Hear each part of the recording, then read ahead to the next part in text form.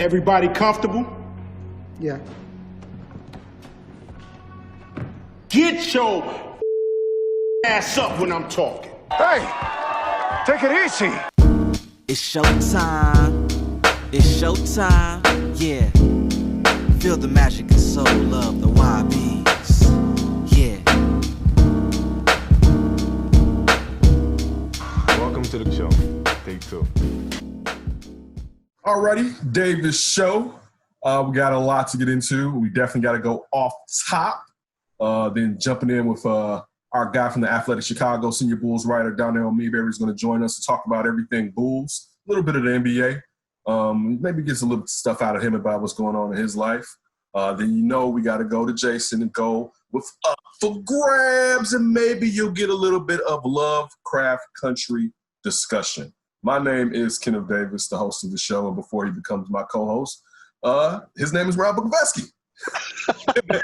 Ryan Beesky and Ryan Beesky 1.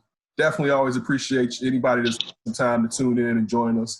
Hopefully we can bring you a little bit of levity and a little bit of sports chatter. Off top, this is off top. It's not a jovial off top. I want to talk about the usual. And unfortunately, when I say the usual, I mean the Jacob Blake shooting in Kenosha, Wisconsin. A lot of times when I first start to see when somebody of color, really, I won't even say that, even though this is about people of color. When I see harm coming to people, I usually want to avert my attention for something. Not to say I won't force myself to watch, but it's not things that I like. I wasn't a Faces of Death person, if anybody out there is old enough to remember that movie series. I don't like stuff like that. For anybody that sent me something that's just terribly violent, I tell them, why are you sending me that, basically?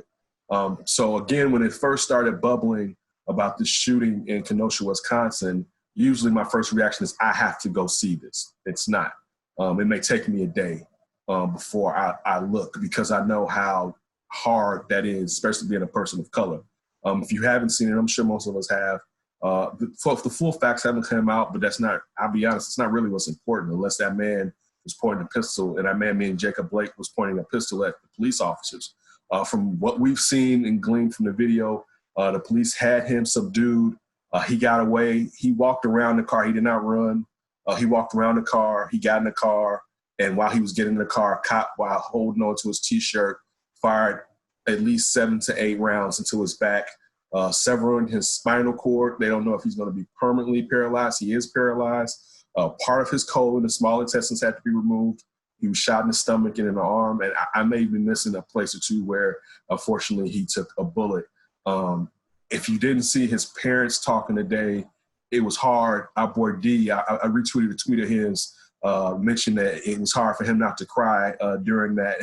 His father, man, you could see the pain. His father tried initially to play it even keel, and you could just see the anger. And I mean, as a father, listen, you don't even have to be a father.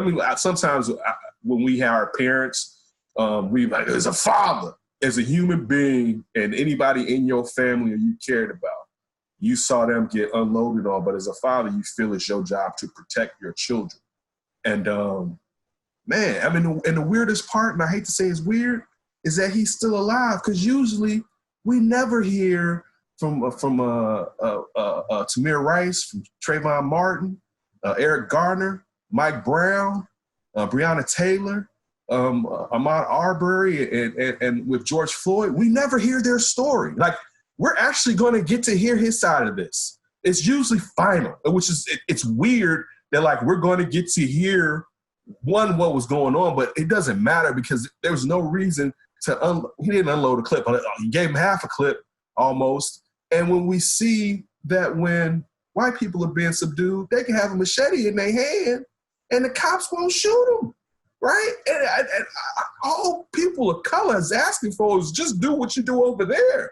Like, I mean, sometimes the argument about race in this country is blinded by race in this country, especially a country built on liberty. You know what I'm saying? If you're sticking to the tenets of what this country was supposed to be built on, even if you don't like a group, you're supposed to want them to at least be as treated as decent and as well as you're treated, because it unfortunately doesn't happen. But really, if any group is being treated unjustly, one group is being treated unjustly is what I mean to say. Any group can be treated unjustly, right? But we don't seem to have that decency. You know, it's always a reason behind why it's okay or why Black life doesn't matter. And what I mean is why Black life isn't equal. You know, and we don't own up to that. That's an innate feeling in people. We want to act like that's not what they're like. No. They don't regard that life to the same standard as a life in a different shade. Because if they did, they would act the same way with that person. That let's even say if Jacob Blake was acting irrational. We've seen too many white people act irrational, and they are taken into custody. It's no need to bring up Dylan Roof, but I mean he's the first one off the boat, basically. We've seen too many. The guy that was in Denver during the Batman movie dressed up as the Joker that shot those people. And like these guys are always, for half the time, not always, are taken into custody because a person sees someone that looks like them. You know what I'm saying? It used to be an old saying, if a Black person did something and turn yourself into the cops, because if they catch you, you don't know what they may do to you, right? And you don't see the same way when you look at a Dylan Roof, where he could be taken to get fast food before he goes to jail. You know, like that, where you don't see the same visceral anger towards someone that committed an atrocity compared to if it was a person of color that committed to him. He may not even made it to the jail. And I mean, that's really the key in any of this. And I would be more angry if this wasn't so common, you know. And I think that's a problem in me. You know what I'm saying? I do need to do more. You know, I do. I don't know how just yet, but I'm clearly not doing enough in any small way that I can do something. But I'm tired. You know what I'm saying? I hate to say that as a person of color. I'm tired, and that's it. Yeah, you know what? It's just becoming way too commonplace. Is, you know, somebody gets subdued by the cops and then they end up dead, and it's always like, again, what it comes back to George Floyd. Like, what danger are you in as a police officer that you've got to unload on people? Like, what is going on? That deadly force, and not saying force. Deadly force specifically is the goal, and that's where it's like, okay, everything else is broken down, we got to go and take someone down that, you know, are they really posing a threat to anybody in terms of that you have to start unloading on people? And you know, it just seems like it's going to be such a long process to like really flush these things out. And you know, it sucks that we have to see it, but maybe there is a positive because it just continues to unite all the people where we know that this is wrong. You know, you saw how many countless athletes come out and say, like, the Lions, they canceled practice today. Yeah, you know, there's something bigger than football. That was their reasoning. There's no reason Celtics Raptors. Exactly. Thoughts about not playing that game to highlight this situation. And I want you to continue. And you had Hill from the Utah Jazz, George Hill, come out and say that they shouldn't even be in the damn bubble because it's taking away attention from what's really going on out there in the world. But please, Ryan, I didn't mean to cut you off. Continue. Yeah, you know, that's the big thing that, you know, personally I'm looking at is we got to keep this momentum of change going. We can't just stop. And this stretches with everything. You know, this election that's coming up, we got to make sure that it doesn't matter who the winner is. You need to start being accountable and start doing stuff for this country, for everybody, not based on a certain skin color. You know, and that's the point. I think it matters, brother. I think it does. But I'm talking on a theoretical level. I get you. We need to, as a people of this country, we need to make sure that office and all these offices get back to that level. We got to start holding people accountable. And that's why if we start forgetting of these examples or just let it go under the carpet like we've done too much in our past, that's how it's just going to continue on this cycle. And we're just going to keep saying, when are we actually going to take the control of this situation? When are we actually going to do something? It's called revolution, brother. Yeah. Hey, we might need it. all these, look at history. Every empire crumbles. Right. I mean, you can't just expect a few individuals or a certain section of people to get everything and then the rest to just sit there in awe and be like, oh, we should be so happy to get just a little of anything. I mean, that's not how it works. And that's not at all what we talk about as the American dream or any of that stuff when we talk about America specifically. And I think along what you were saying, like, I hate to say it, Black people are we're conditioned to move in this environment, all right, to be treated unfairly, but still go about our day. So I don't even think we're really asking for, yes, we're asking for the full American dream, but to be honest, we're just asking for the people that we pay taxes for not to shoot us. Right? Sure. Like that's even more simpler than anything. Just stop going from, oh, you're not listening, pop. You know what I'm saying? Like, there's so much, way too much in between there to go to pop. And pop is so easy for someone to necessarily just, that's where I'm headed, right? And especially when it's someone that doesn't look like you, and in your heart of hearts, you don't think that their life is as valuable as someone who looks like you. Because if they did, they wouldn't do it. And if they did, they wouldn't, the white men all the time sit there and have a weapon or a knife and sit there and wave it about and hover around them in a fashion where if it was a brother, the first reaction is, oh, okay. It'd be like, oh man, what was the young gentleman that got shot on Pulaski? I'm sorry, I'm blanking out on the young man's name. Here in Chicago, the young gentleman who the cop just jumped out of the cruiser, and the young gentleman had a knife. He was acting erratic, and the cop was like, "I got this," and just jumped out and shot him. And it's just it's tiring, man. And again, I'm tired of it. I'm tired of it always like being on the wanted list. And I don't mean it for something that I did, but because of the way that I look. Well, I mean, when you say that in between from, hands up to pop, like, when did we get to the point where pop became reasonable as an answer? Like, I remember growing up watching movies, like the cops in the movies, pop was supposed to be the last thing that they ever do. Like, we're trying to do whatever else we can before we get to that level. And then when you grow up, you almost kind of feel stupid because it's like, man, cops, they'll just pop whenever they feel like it.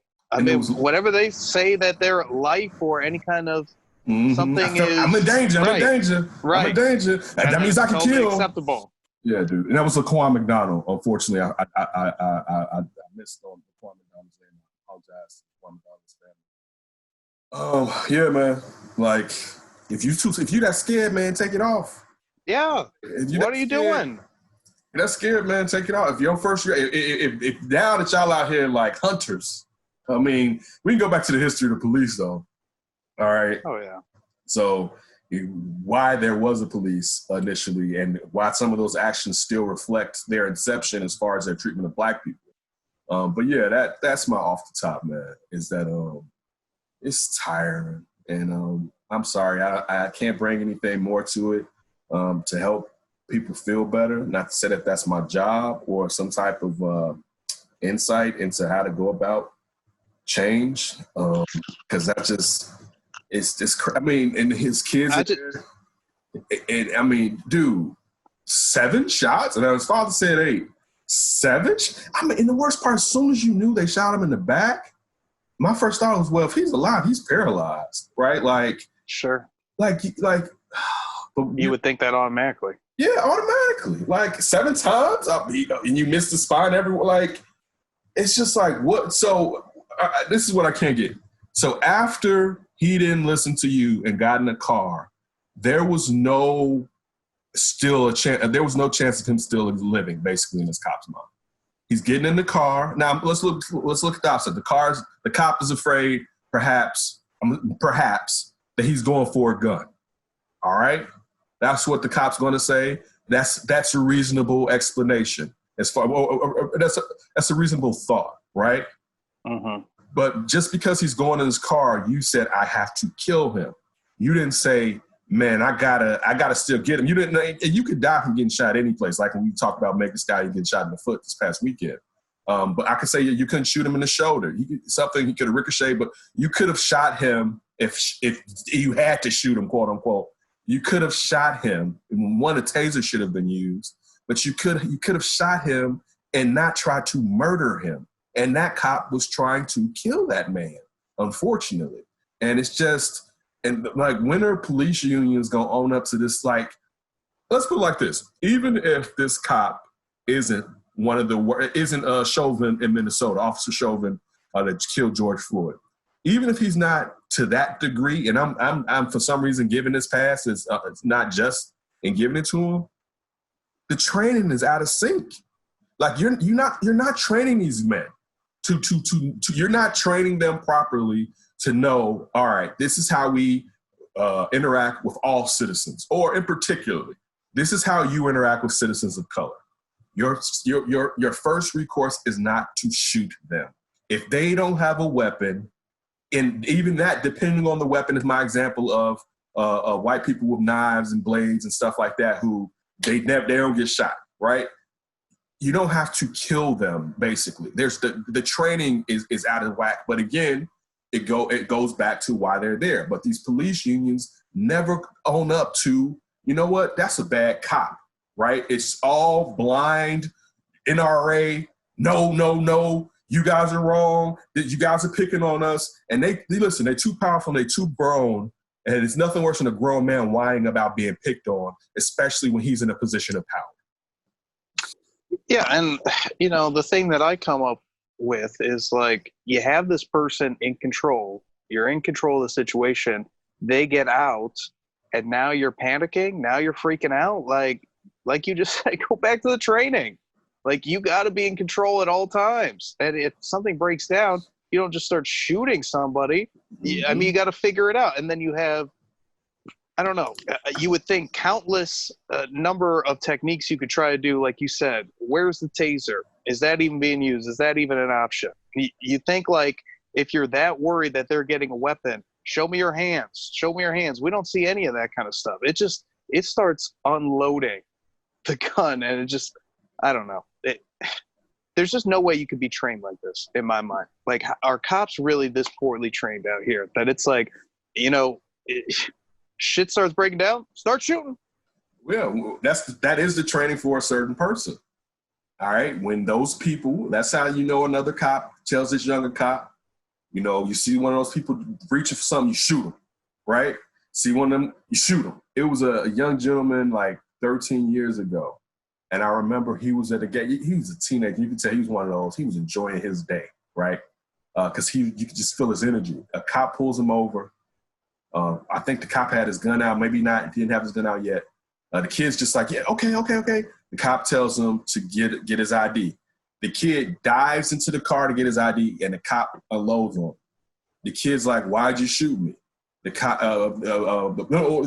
kid's like, why'd you shoot me?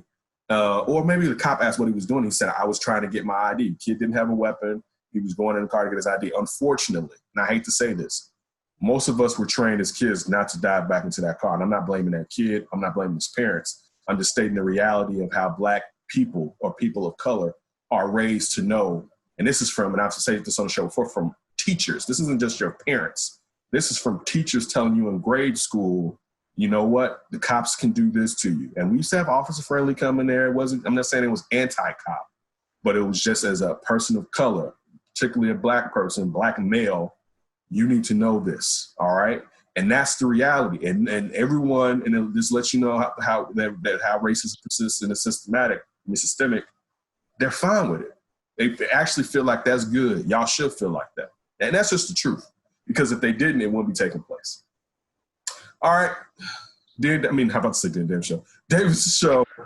Come back on the other side of this break. Our boy Darnell Mayberry is going to join us to talk about the Bulls. We're going to switch into the little sports. I know this was heavy for some of you, but we definitely want to talk on it.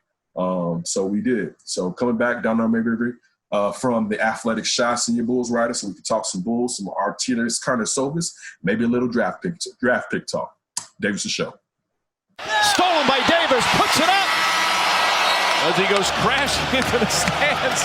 All right, the Davis Show, our first guest on the Davis Show. All right. Pulled this one out. Ryan hit me. We talked about it, and Ryan was like, yeah, I think we should get Darnell. I was like, cool. Didn't even answer. He was like, I got Darnell. I was like, hey, look at you being proactive. But lucky enough, we have the Senior Bulls writer from the Athletic Shop, the one and only Darnell Mayberry. Man, it's funny because, again, this is being a new show in a way. I'm still keeping the legacy that D and I created. Man, I can remember, and I didn't even think I was going to go here. I think the first time we talked to you was when you first came from OKC, if I'm correct. Yeah. Yeah, that dude, that had to be like 5 years ago, maybe 4 or 5 years ago. One thing I can say real quick, I'm happy to see you on all platforms in Chicago. Whenever I hear you on all the platforms, it brightens up my day when I hear you on those major platforms, man, to see how, the fruit comes from your labor. So congratulations to you is how I want to kick off this whole interview. But anyway, I got follow him at Darnell Mayberry.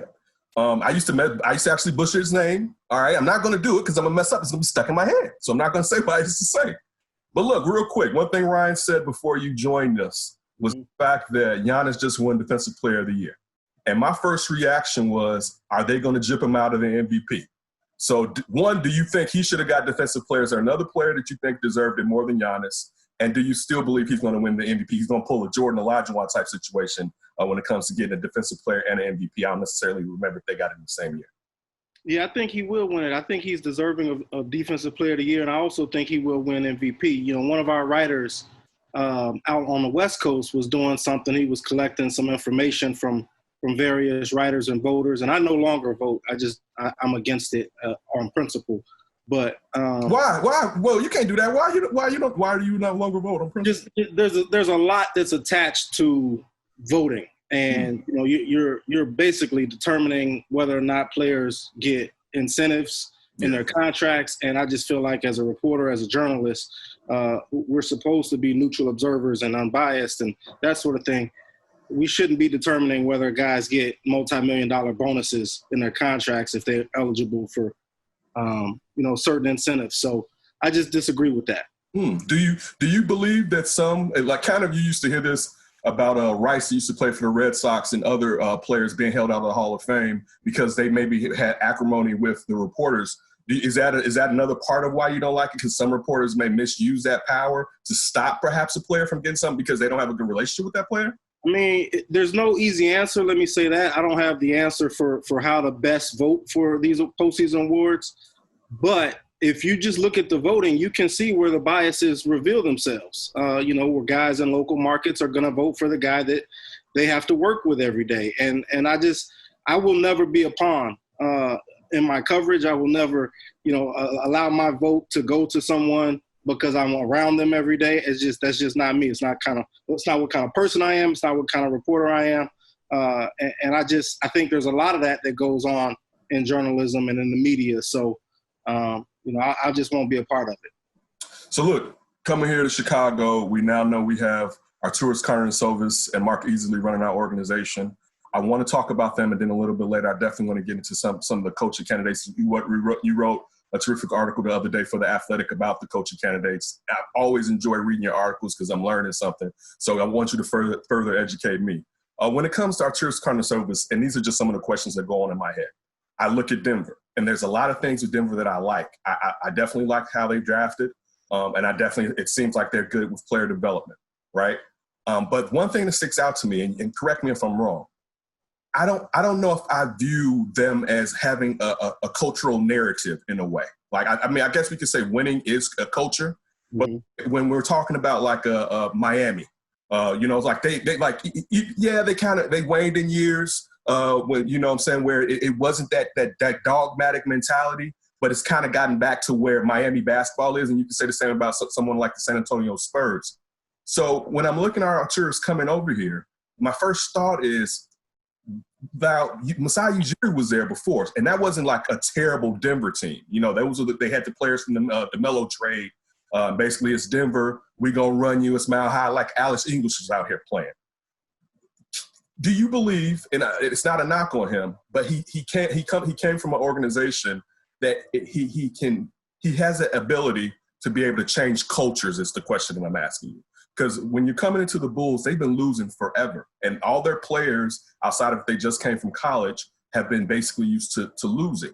How can he change that narrative, or is it just winning is the answer to all the problems? Yeah, I'm glad you added that last part about the Bulls' recent history, because there's only one way to go, and that's up.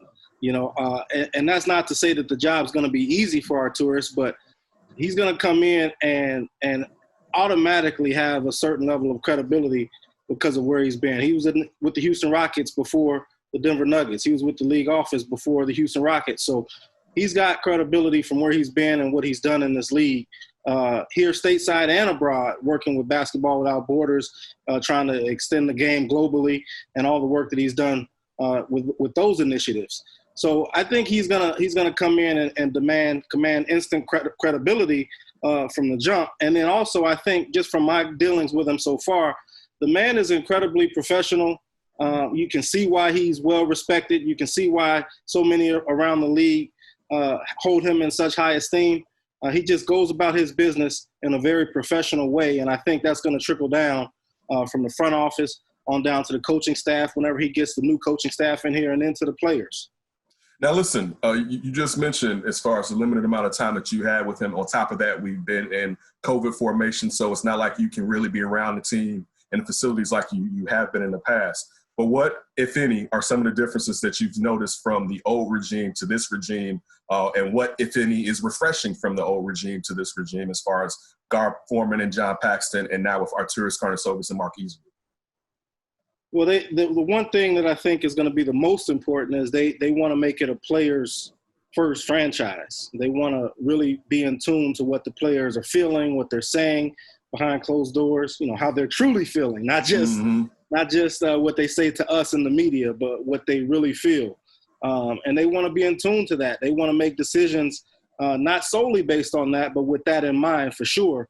And I think that's what we're going to see going forward. But also just the fact that, and I know this for a fact, that these guys aren't coming in here worrying about the narrative. With a lot of the situations with Gar Forman and John Paxson and that previous regime, a lot of it was worrying about the narrative and majoring on the minor. And I don't think that these guys are going to come in here and worry about who's saying what, or what the fan base thinks, or what the fan base thinks they should do. We saw that with Jim Boylen.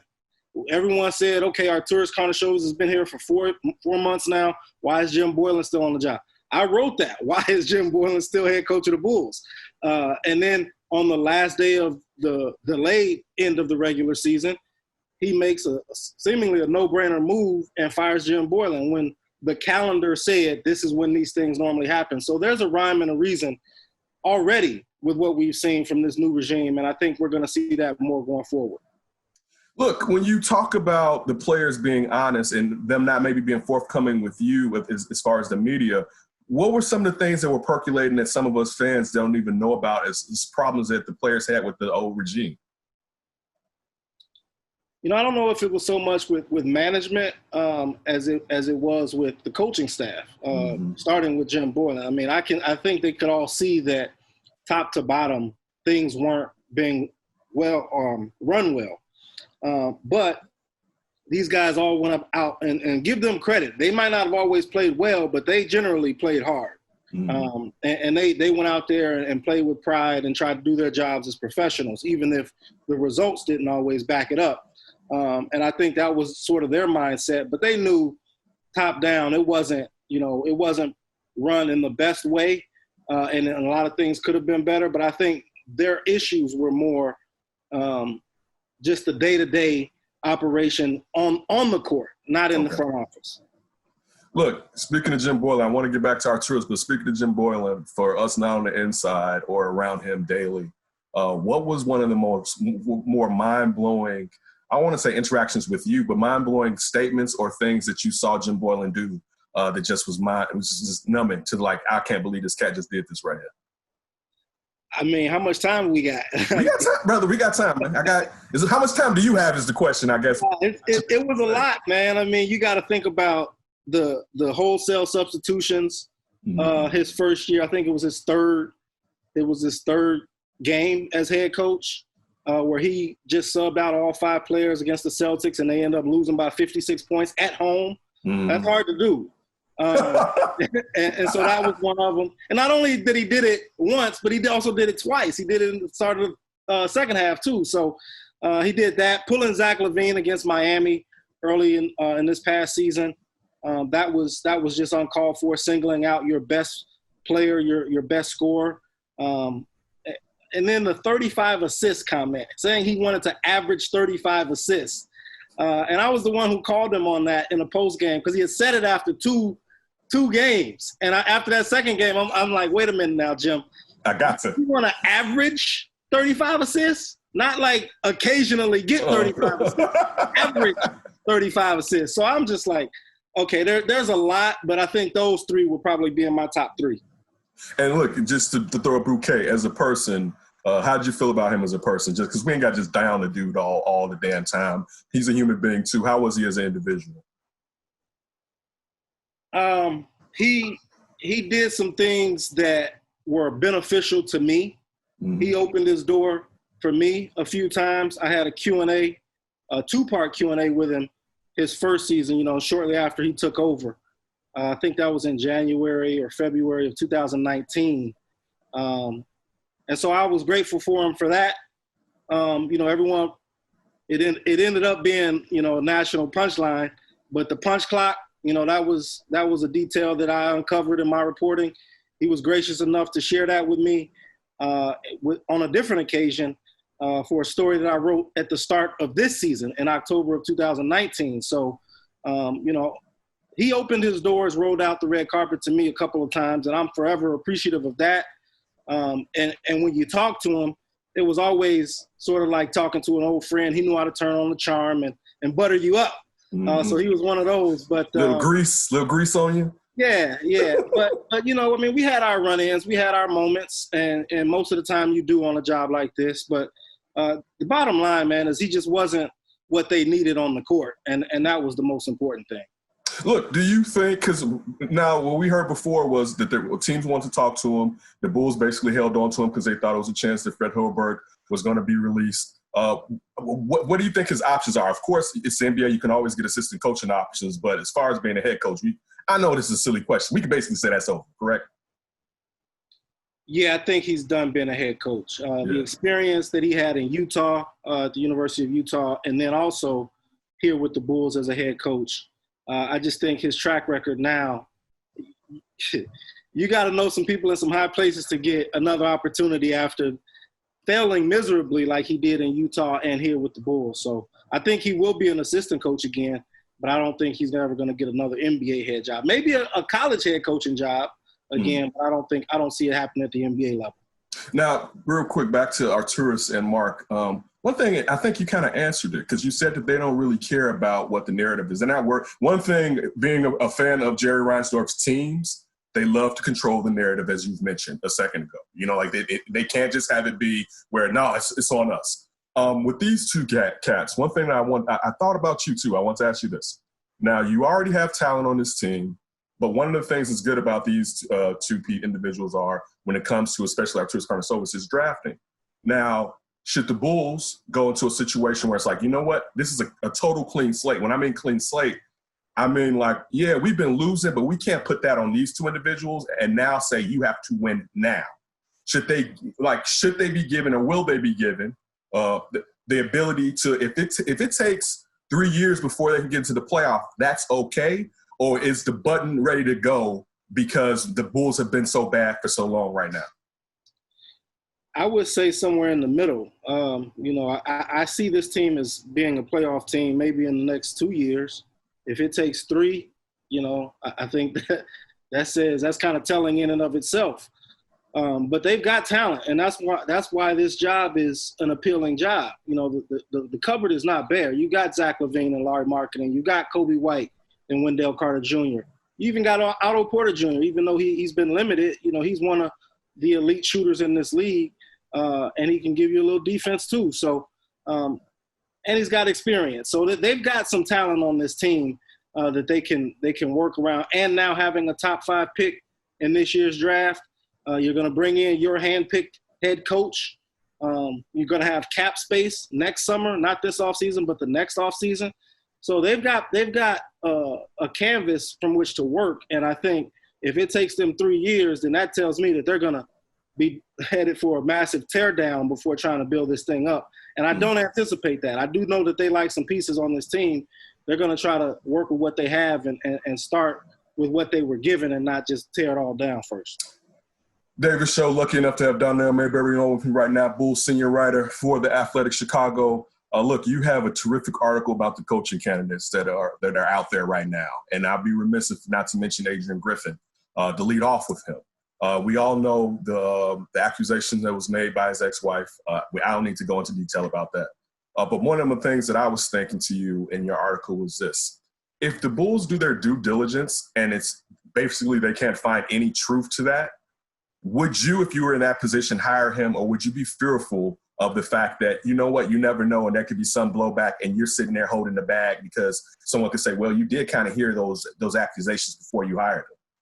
I'd be sure that I did my homework. I know that. I mean, all of my T's would have to be crossed and my I's would have to be dotted before offering him a contract. And as you know, these are complex situations. An accusation doesn't make it true, a claim true.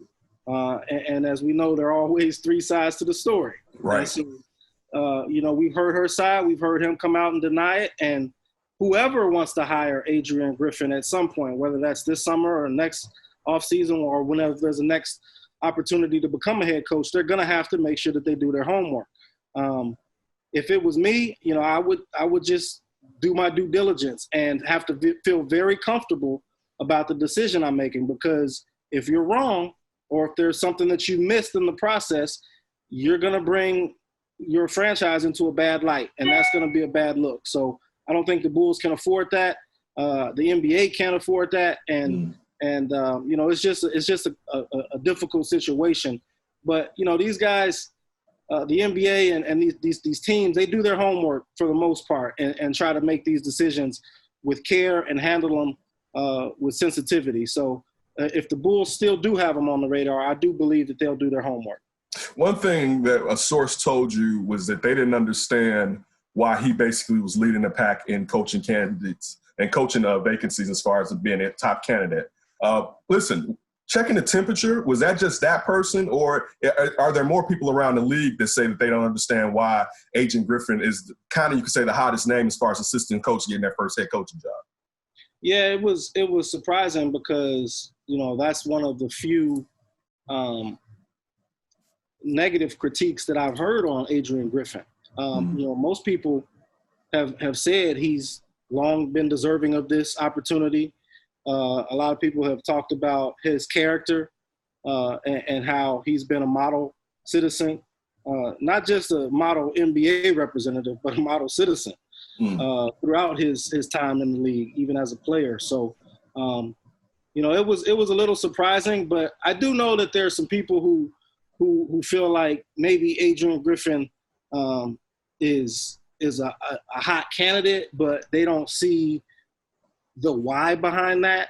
And I think that's what this one person was trying to get across. Not saying that he was a bad candidate, but just in his eyes or his eyes, they didn't see the why. Look, you mentioned Wes Unseld Jr., who, listen, until about 2 weeks ago, I have to be honest, I don't know if I knew that much about Wes Unseld Jr. Yeah. We all, and this was before our time, loved his father. I don't know how well of an outlets passer Wes Unseld Jr. is compared to the old man. But, you have him. You have Ime Udoka, of course, with Philadelphia, who had a terrible year, but a Greg Popovich guy. And then you have, for instance, Kenny Atkinson, the former head coach of the Nets, who it was some heat in this article for Kenny Atkinson, man. It was like, first I was leaning towards him, but then when people kind of said he was simple when it comes to his coaching, it's like, no. But those out of the candidates that you listed, which one do you think best will probably get the job and best fits the job as far as the Chicago Bulls? I'm keeping one eye on this Utah-Denver game as we speak, because if Denver loses, they're going home, and then I think Wes Unseld Jr. could have a legitimate shot at this job here in Chicago, because you have to look at the connection he has with Arturas Karnisovas. You have to look at some of the things that were said about him in that article, how prepared he is, how no nonsense he is, ego-free he is. He's just about his business. He understands and appreciates the value of solidarity and collaboration. And that's all that we've heard with Mark Eversley and Arturos Karnisovas, is that they want to be in sync. They want to be aligned. And coming from that Denver Nuggets program, that's all they preached. That's what their front office and coaching staff was. They were in lockstep, even with the ownership. So to have someone like that who already understands your philosophy and your way of doing things, I think that'll be pretty hard for Arturos to pass up. If it's me, just the way I'm seeing it, reading tea leaves, I'm looking at Wes Unseld Jr. as probably the front runner because of all of those things. So we're going with the outlet pass. Oh, I got you, brother. Kenneth Davis right here with Darnell Mayberry from the Athletic Shot. Look, this is the thing, again, why I appreciate your writing. And you talk about collaboration. You specifically talked about relationships, and you talked about coaches or assistant coaches particularly being overly player-friendly, and how no one wants to be viewed like that because you can end up being the snake, kind of like an old Mike Shanahan situation when like Reeves was the coach of Denver. He was like, "You didn't tell me John Elway hated me like that." Look, is there any specific situations you can point to of a coach, assistant coach, where he was too close with the players and it ended up snaking his career because he was too player friendly and he wasn't collaborative with the head coach? No, I've heard stories, but that's all hearsay, so I won't get into it. But I've been told that it happens, and it happens regularly, and that's something that coaches are always mindful and cognizant of, because they don't want that person on their staff. I mean, a famous case happened out with Mark Jackson in Golden State, where he felt like he had some people on staff that weren't loyal to him, and depending on who you believe, there were a lot of things that were going on behind the scenes out there. But there have been some famous cases where some staffs have just not been on the same page, and that's what every head coach tries to avoid. Well, the Athletic picked out the draft picks, and of course, I believe probably everyone in their market got to pick the player, and here for Chicago at number 4. And correct me, you picked Deni, I think, Avdija. Am I pronouncing that correctly? It's close enough. Yeah, okay. yeah. Take it. Let him do something in the league. I know. It'd be like just Luka. So this is the thing too. I can't even remember. It was before Danilo Gallinari. I can't remember the European player the Knicks drafted like at number 1 about 12 or 13 years ago. And the reason they drafted him was really because this is when Dirk first started getting hot, right? And again, I don't want to be the guy that misses out on Luka twice, right? Because Luka should have won 1, and if I had that job, I wouldn't have done it, right? I would have totally messed up, and I'll own that because he's one of my favorite players in the NBA, right?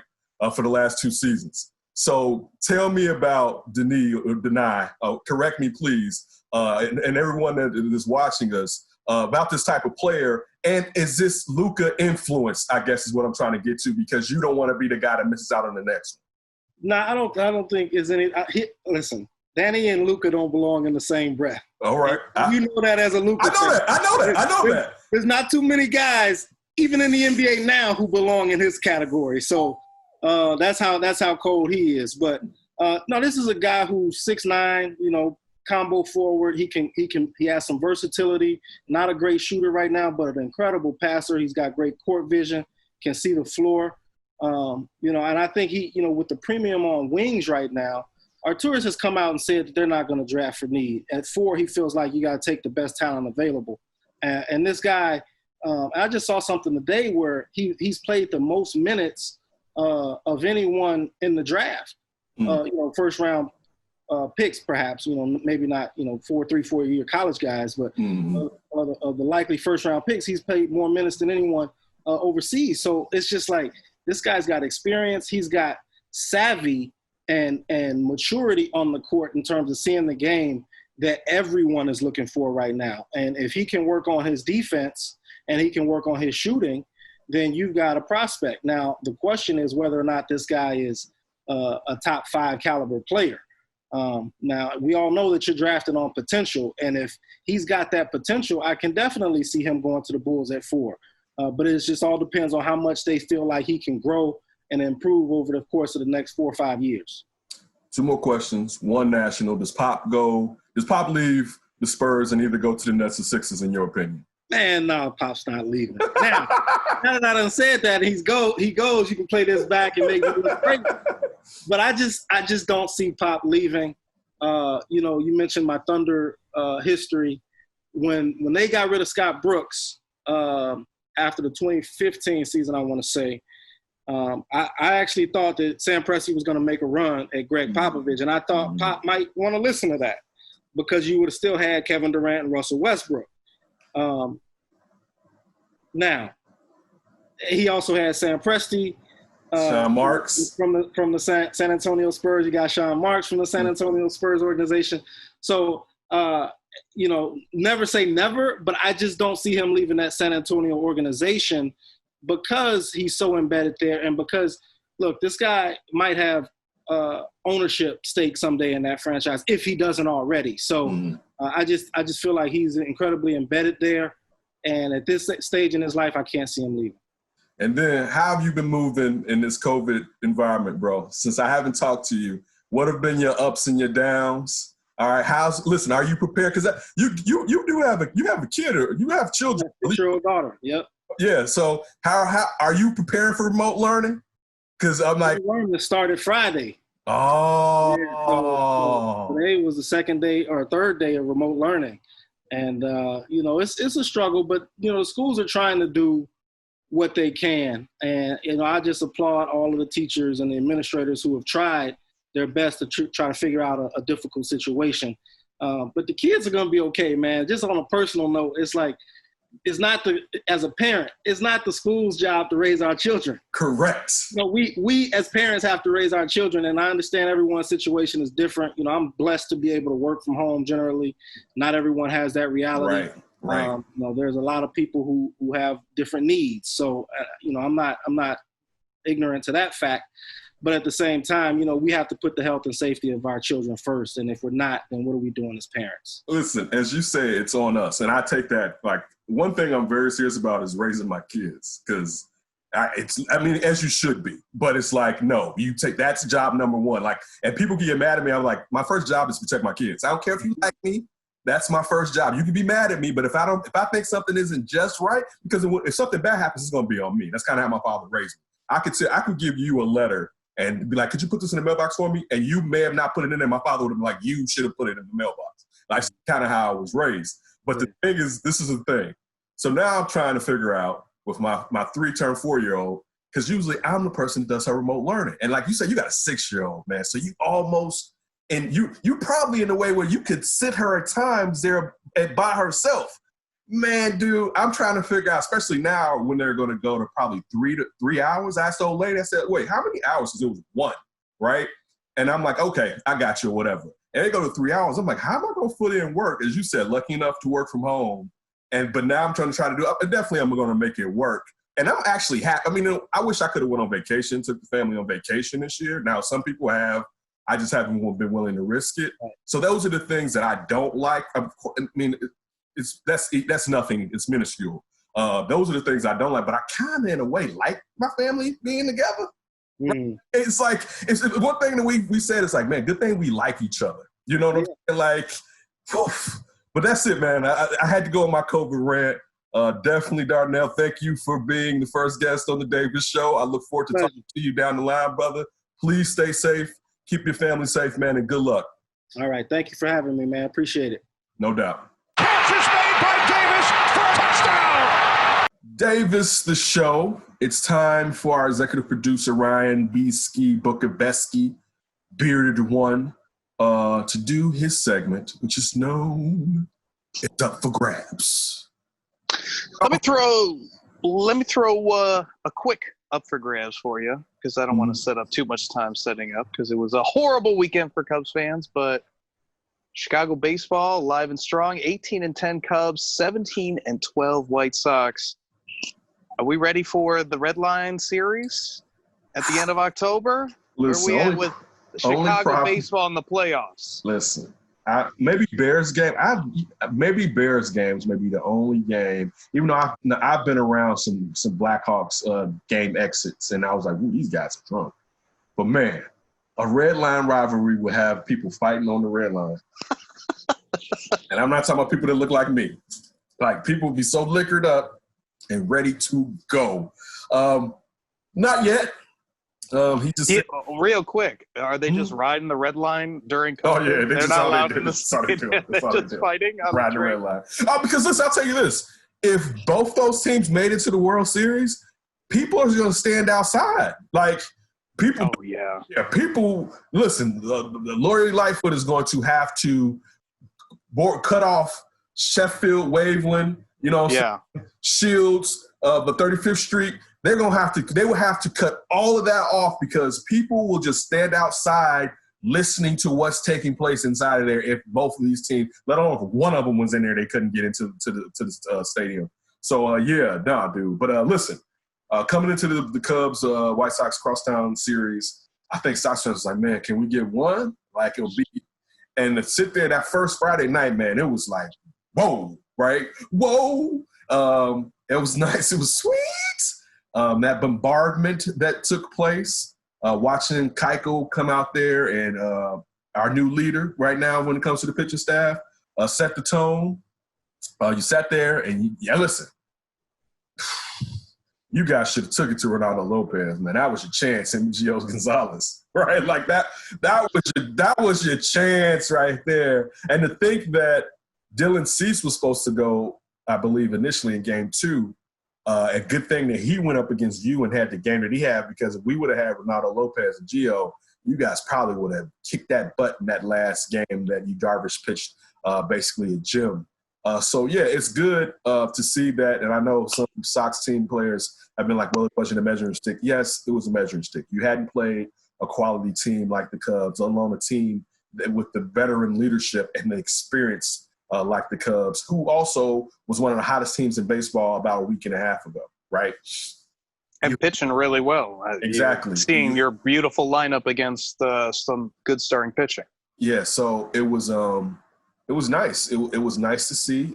It would have been nice to see them get some situations. Here we go, gluttonous Davis. You're right. It would have been nice. Gluttonous Davis. More food, please. That's mortal sin there, fella. it bees like that sometime. But no, it would have still been nice to see some situational hitting on Sunday. And it's one of the things in discussion when I'm on Shana and Maya that Shana always talks about as far as getting it going on those bases. It would have been like you can't live off of the long ball all the time. Mm-hmm. You know what I'm saying? You're going to and you got guys who can get on base and be disruptive. All right. So it's time to start. Let's get it going so that when you're in a playoff game against an ace and you're not going to get 6, 7, 8 runs, and all you're going to get is maybe 2 or 3, that you get one because, a guy sat there and stole second and he would have been on first.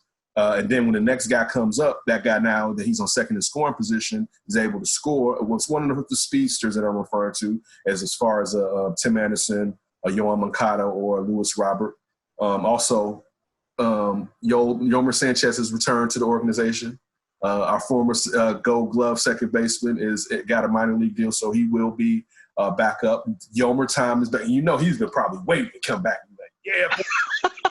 Woo! So again, I'm being gluttonous because you know what? Because I've been abused, and this team has abused me for years, and it's hard to not flinch. Like, oh, about to hit me. It's hard not to necessarily flinch, but man, the talent is there. I hope it's not wasted. But how did you feel after watching this crosstown series? Well, I think you made a great point with the situational hitting. That's really been the Cubs' major scuffle of late. Like, believe it or not, the bullpen's been a little bit better.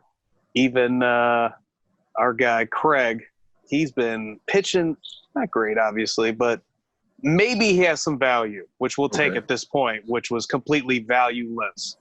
But there wasn't a lot of situational hitting in that Cardinal series or the White Sox series for the Cubs. And that was a big difference really from all season. Now, obviously, they didn't get great starting pitching because that White Sox lineup was absolutely clobbering that ball out of there. But it was great to at least see Yu Darvish, because he is technically the ace of the staff, come in and be a stopper. We needed a victory. We needed a good start. And for him to come out there and just pitch really well against that good lineup, there was little encouraging things, nothing over the moon where you're just thinking, oh, man, this is amazing. But it's good to see the Cubs, at least compared to the last couple years. Sometimes when they scuffle, I mean, it's just prolonged where you're just seeing over and over lack of hitting, non-consistent pitching, bullpen issues. And for them to have a tough week, and yeah, they were in a lot of ball games. They were out of a couple, but they were able to still come away with some positives and enough wins where they're not at all really that jeopardized in the division. I think you're just fine. You're just hoping that they can go back to what they were a couple weeks ago when they were arguably one of the best teams in baseball. Yeah, they were up there with the Dodgers, if not a little bit past the Dodgers. And yeah, I mean, as a friend of Cub fans, I definitely want the same. I mean, guys playing a different league, it's not that big of a deal. Well, for us too. I mean, if both teams are in the playoffs, that is content, baby. Facts. That's good stuff for us. But I do believe both teams, due to the expansion that's taking place and it's probably going to be staying in place, but I do think with 16 teams making it to the playoffs, because I mean, even right now, both teams wouldn't even be wild cards. So I mean, there's still a wild card option. You know what I'm saying? I think since the Sox, like you told me, are tied with Cleveland, it probably now, you know what, the Sox probably will be the wild card depending on their record head-to-head. Yeah, I think there's and just the 3 division winners and then 5 wild cards, the second best in each one and the third best in each or something like that. So, yeah, I mean, it's definitely nice to have good baseball on both sides of the town. And then sometimes during the crosstown series, even if one team is playing bad or having an off year, they would still rise during the series. But it was good where both quote-unquote good teams, the Sox are trying to prove consistently they're a good team.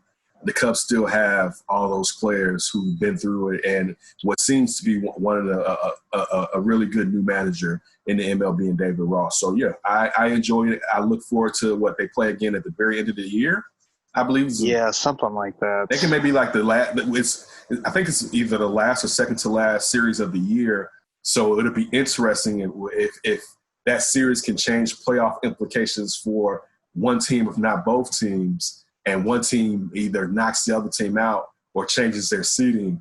That actually could be the thing that could add to a rivalry between in the future, because they usually don't affect each other in that manner. As divisional teams, especially now since the last 4 or 5 years, the MLB has set it up so where you really play your division at the end of the year. You know what I'm saying? Yes. So it's like instead of you going up against a weak squad, it's all you going up in another division. You're going up against the guys who you're fighting to get the playoffs. So it's just basically it'd be interesting to have that type of fire to a last series going into the playoffs, and both of these teams are angling to get in, and one of them knocks the other one out. Oh, one of them knocks the other one out.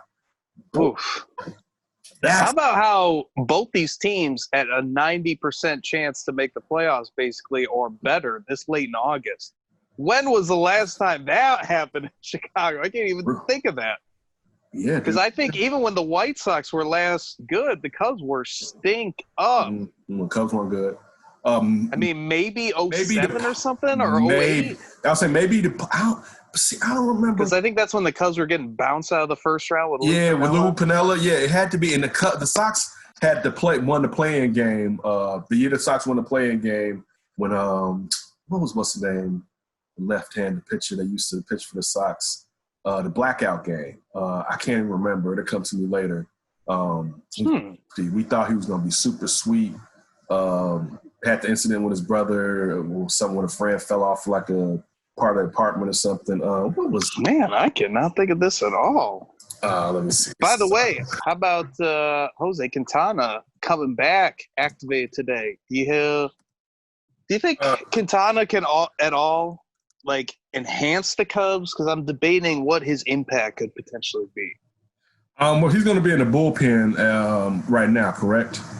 Well, he is like in this game against the Tigers. So Chatwood started, and then he has been taken out after 3 innings or 2 innings. I'm sorry, and Quintana's taken over. So it's kind of like I forgot what the exact term is. It's like a piggyback start where you come in after the starter, but it's still technically like a start. Yeah.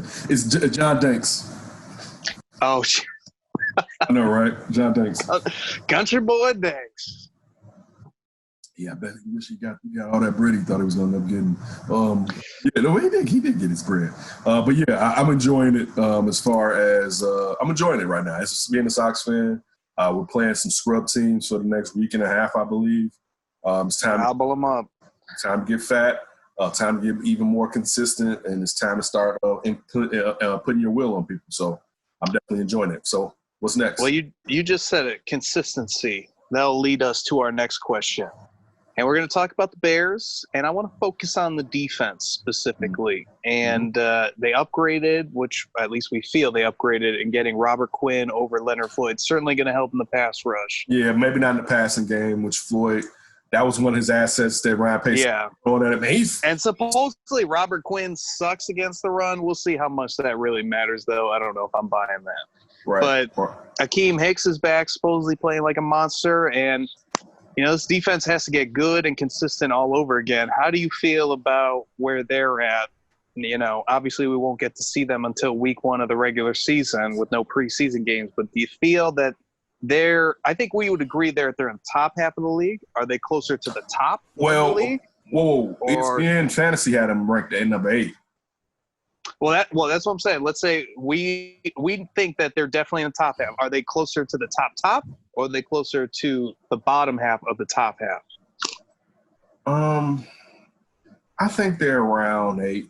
I mean, so I guess that I think they're around 8.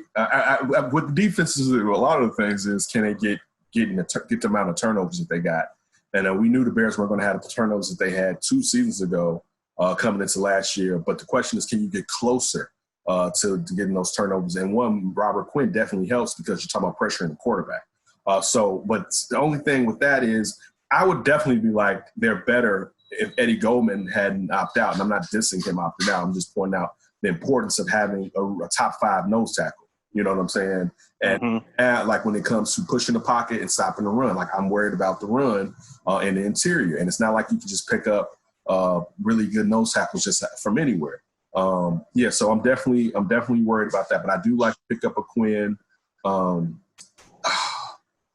I don't know. I think they're going to be better. Chuck Pagano has another year with them, but the question is, I don't know. I'm still not sure about Chuck Pagano defensively because I'm with you. Anytime someone was a coach of the Ravens, they were like, "He's the Ravens DC." It's like, yeah, okay. Look at who was the Ravens DC? Ozzie Newsome putting all that talent in the Ravens defense, right? So anybody that came, how was Rex Ryan as a defensive coach after Baltimore? That's my point. So it's just like. And then look, Rex Ryan had some times where his defense was balling, you know what I'm saying? But sure. Still, it wasn't sustained like Baltimore's defense. So like you can't get me with, you know what I'm saying, he coached Baltimore's defense and he's a defensive back coach. And a question I want to ask you was, how do you feel about Eddie Jackson? Because a friend of mine asked me, is he really the real deal? And I said, it's funny, I've been thinking about Eddie Jackson recently. And I decided to take a wait and see approach. And I think we all believe he's good, but can he maintain being elite, I guess, is the question I want to ask you. And I hope he can, because I'm Roll Tide. I'm an Eddie Jackson fan. But is it Chuck Pagano's not using him the right way? Is it some of the problems they had defensively with some of the guys being out last year, so you're not getting a pass rush? So there's not lobs and pass balls that are there for him to catch. You know what I'm saying? So, like, a lot of the things that got him that money was the turnovers that he was taking part in. So I'm taking a wait-and-see approach to Eddie Jackson. How do you feel about Eddie Jackson moving forward? I think last year maybe kind of brought him down a little bit, but I think there are 2 factors. One was how Chuck used him. I think Chuck misused him a little bit in year 1. You saw Eddie a lot of times in the box trying to make tackles as safety.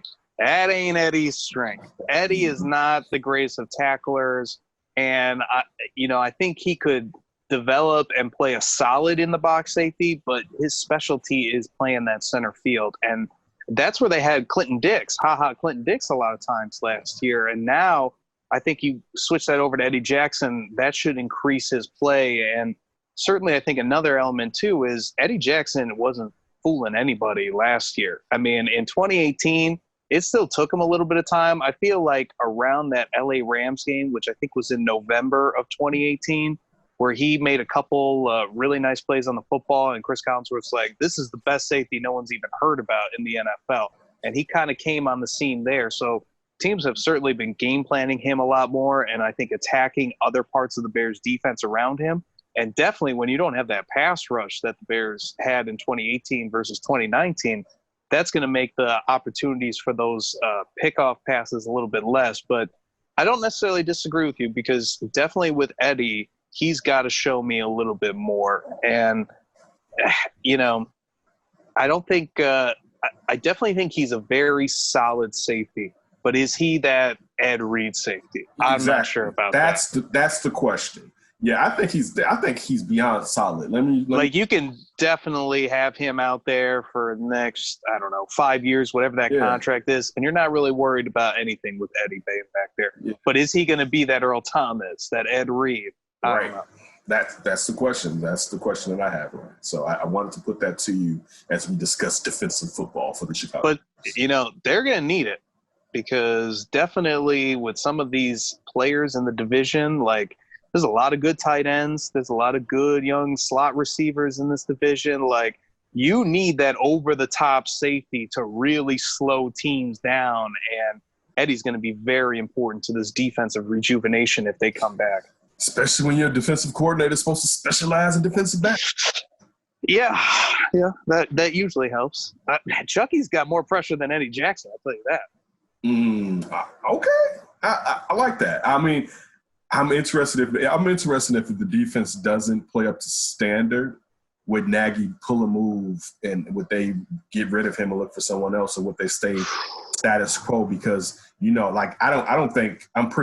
sure of it. No one's getting fired. All right, I was talking. I don't think so. JJ Stankovic on Sean and Maya, and Sean had mentioned that he believed that the Ryan Pace and Matt Nagy on the hot seat, and I was like, no. And JJ Stankovic was like, nah. I was like, dude, they got 2 years. They at least got 2 years, if not 3. I'm just telling them if they were bad, right? So, yeah. I think if they were dreadful like they were another year, if they were as dreadful as 2019, Ryan Pace is on the hot seat for 2021. Yeah, that's how I feel too. So, but see, the question, getting back to what you're saying about if Pagano doesn't have a good year with the defense, I don't know if, again, believing that they will have next season, if they want to go into that season with a new coordinator. I don't know if they would have the nethers to be like, you know what, let's bring this guy in anyway, and this is our walk year, even though it's not walk year, but year that we may get fired or whatever. So that's the only reason that I hesitate to think that he may be on the hot seat. I'll tell you what, if they do something like that, I'd love to see them hire Jay Rogers, their defensive line coach, as defensive coordinator. He's been the only guy that's stayed since Fangio into Pagano. Ryan Pace gushes about him as defensive line coach. He's probably been their most consistent coach since he's really gotten here. That defensive line has usually been pretty solid with whatever pieces. That was the first thing. That was really the only thing that was working, and that's, of course, after bringing in Akeem Hicks for the Bears during the John Fox years, when you saw that they were a terrible team, but you started to see, due to Vic Fangio's coaching, what he was getting out of that defensive team. And that's before they traded for Khalil Mack. To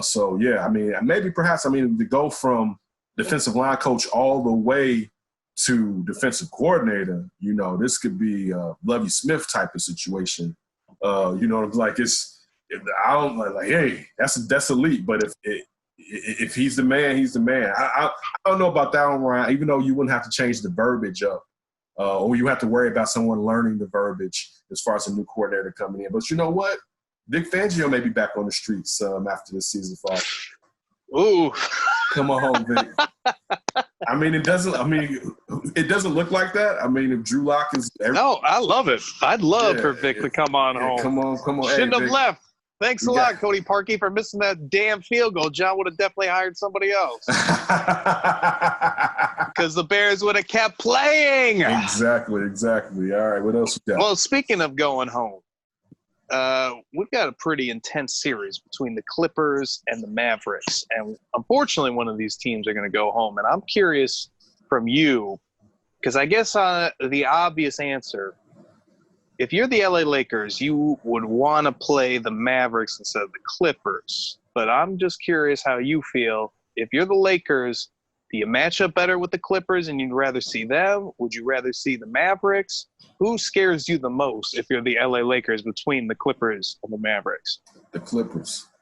Because wing players, even though Paul George is playing like trash, all right, and I apologize for saying last week that there will be a chance for him if the Clippers make it to the finals to win a finals MVP because he's – Playoff Pete? He's left – Playoff P is left Kawhi and dry. But also this, one, Kristaps isn't going to play tonight. So we don't know how long that knee is going to be aggravated. But also we don't know if he comes back, if he can re-agitate it. You know what I'm saying? Like, you're just like, oh, he's back. I mean, and let's not act like Kristaps hasn't had an injury, unfortunately, so far, been injured. I mean, history of being injured.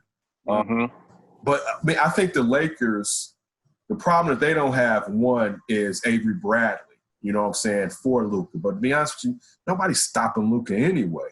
But you got basically LeBron to nullify Luka as far as going tit for tat in a manner. I don't think even with Kristaps, but especially with Kristaps that may be in and out, they don't have anything, and I'm talking about the Dallas Mavericks, for Anthony Davis and how Anthony Davis is playing right now. So I think it will be a huge problem. Like, I'm sure Dallas perhaps will try to play small ball and try to maybe have Anthony Davis play the center and try to get JaVale McGee and Dwight Howard out of there with some of the rim protection that they've been doing. But still, I think actually the Lakers are probably a better opponent as far as to defeat the team for the Mavericks than the Clippers were. So I definitely think the Lakers, if they had a choice of which team they prefer, and I mean, this would also say that they are scary in a way, they would choose Dallas because I think the Clippers, they present a harder challenge for the personnel of the Lakers. And what do you think is going on in this Clippers-Mavericks series? Like, why is this – like, okay. It should be 3-1 potentially for the Mavericks. Especially if Kristaps was right. So what's going on? Why is this such a bad series for the Clippers? Is it just playoff Pee-wee? It's playoff P. It's Doc. You know what? I said this last week about LeBron being super CP3, Chris Paul. And what I meant is, and I'll say it again with LeBron, like let's just say you have a run offense, you run a motion offense. We run that offense. Let's just say we don't have different sets that we run, but we run motion. That's our go-to move, right? So even if our key player is out, we run motion. When we have a super point guard and like he's holding the ball, and again, LeBron's basketball IQ, he's brilliant. And all he's looking for is mismatches. One, this thing, I don't think I said this, in this league today, and the Lakers aren't known as a good three-point shooting team, you don't get as many chances to catch up when you're using twos and they're good with threes. I used to say this about the Cleveland Cavaliers when LeBron had returned, and how sometimes they fell so in love with the three in the finals against Golden State, and particularly before Kevin Durant got there, where Golden State is going to go cold shooting threes, but while they're cold, you need to just add score. Do not stay in a mode where you're just sitting there trying to shoot. And I'm saying how this works is you don't get enough possessions on the LeBron team, all right, to sit there and take time off when one initially where they're shooting threes and you're shooting twos, but compared to now where everyone is playing faster in the NBA and you're trying to pick everyone apart using just one player, all right? So that's what I'm talking about when I'm talking about the Clippers. The Clippers now, they move the ball around a little, but it's basically ISO basketball. It's Kawhi, go get yours. You know what I'm saying? Lou will get yours. Lou Wills get yours. P, you supposed to be out here getting yours. We'll just have somebody else get them. But you should make scoring easier, and that's on Doc, right? Like Doc has an embarrassment of riches, and he needs to be making these guys. He needs to be making this offense move, man. That ball needs to be moving around because it's not like you don't have shooters. Like even he's not healthy now, but even Patrick Beverly shooting threes at a better clip the last couple of years than what he was back when he was at Houston and stuff like that. Like you got so many guys that on this team that can kind of score. You got the Morris twin. You got guys out there. Let these guys participate, man. And then what happened with the last play? Now, they have been switching, looking for Reggie Jackson all of the last quarter and overtime, right? Listen, one, blitz Luka. And that was that foul, not to say that, nobody else would have took that foul that Reggie Jackson took was brilliant. I'm sure Doc did that. Let me give Doc his props, all right? Sit there. They had 7 seconds. We got it 3.2. When you get to that point to where if you go at Luka, he has to pass the ball to somebody, and then maybe they have to either try to get the ball back to him with just 3.2 seconds left, or they have to take the shot, get the ball out of Luka's hands. Or if not, don't switch. Like, period. They were too far away from the basket to worry about what happens if Reggie Jackson is still on this big, right? Because Big's he's not close enough to the basket. Not to say every NBA guys make shots. Like that was disheartening. And I put that on Doc. I also put that on Kawhi. Kawhi, another thing is that three that he took at the end of regulation. Anybody that knows Kawhi was like, dude, all right, shift, get down, get into that paint, take that jumper, get to the free throw line, take that jumper. Kawhi's basically money. When he pulled up from that three, it was like, oh, Shawty's just tired. Because that was not the move right there. And that's not to say we can go back to what happened against Philadelphia and Toronto. It's not to say that Kawhi doesn't hit clutch threes, but it wasn't the time to take that shot, and you wouldn't even win into OT. So, there was just a lot of miscues, and compounding it all is the fact that your high-priced free agent that is the reason Kawhi chose the Clippers, because you were able to trade off assets to bring him in, has disappeared, and some of his reasoning calls into question his mettle. You know what I'm saying? When it's like, I'm trying to lose myself in the game. Well, that's not working, buddy.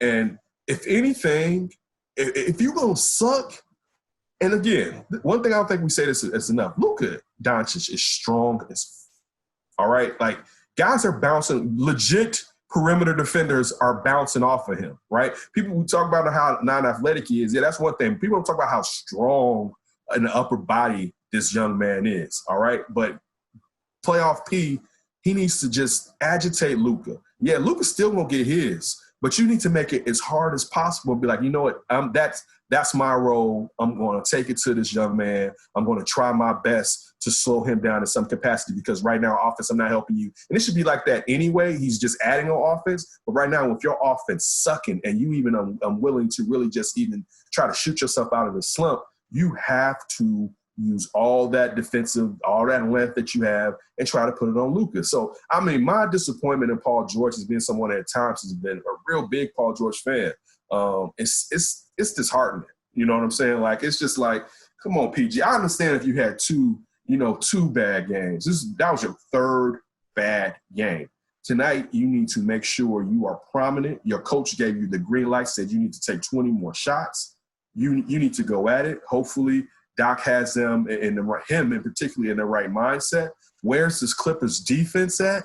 Like, all we heard about is how grinders are. Where's this Clippers defense at, man? So it's been a good series. It's been a young man is going to win probably multiple MVPs within, I would say, man, if not next year, within 2 years. And yeah, his D ain't that good, but he's probably going to be the best player in the NBA. Hey, James Harden won plenty of MVPs without his D being good. Yeah, true. That's definitely true. Can you explain? He won one MVP, but he was a finalist in at least, 5 or 6? Oh, okay. 5? Can you explain to me Reggie Jackson? I don't understand his whole thing. I feel like he is not that good to get as much burn as he's getting. Oh, man. Hey, Reggie Jackson, he got that bread, man. As far as getting himself out of OKC. Shorty was like, I'm not a backup. I'm about to go get paid. He was right. He was an irritant to his own teammates. Like KD and Russ was ready for Shorty to go. Got his money over with Detroit. And I can remember John Didn't Wall. him and Drummond get into it too? Oh, yeah, definitely. Him and John – I remember John Wall this before John Wall got that super contract that he got that he's on right now, being like, dude, look, guys like Reggie Jackson are making 80-something, 90-something mil. And he was getting paid more than John Wall.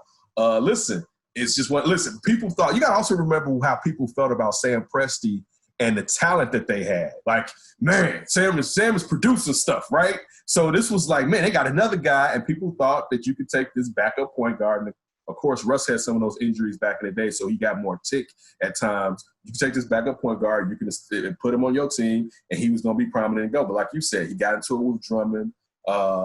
Think about sometime, I think Stan Van Gundy preferred Ish Smith being out there, how the offense run when the times that Reggie was hurt. So, I mean, Reggie just got an attitude problem. But, hey, like, I don't see him as a defender. He's all like, he reminds me of Lou Will, that he's a scorer, but he's such a shadow of Lou Will as a scorer. And every time I look up, I see him giving up a basket, and I'm just like, oh, Reggie doing Reggie, huh? No, listen, I don't know who should have been in that game, but towards the end of that game, it was like Reggie Jackson on the defensive end.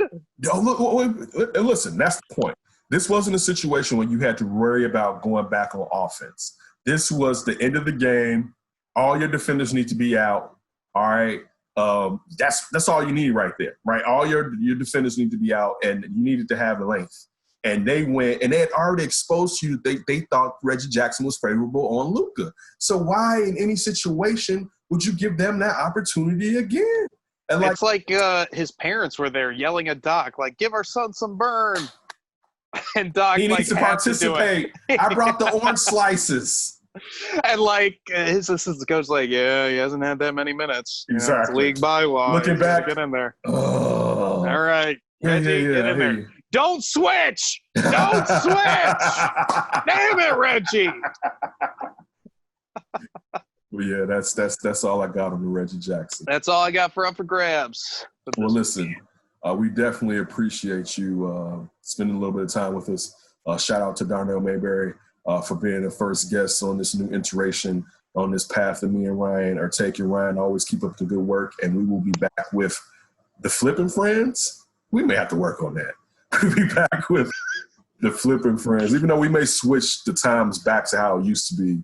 Was in discussion where it used to be the flip was what we put out on Wednesday, and the show was what we put out on Monday. But if we do flip it back, the show will probably be live in some cases, so you'll get that on Saturday, giving you all our sports take. But again, be safe.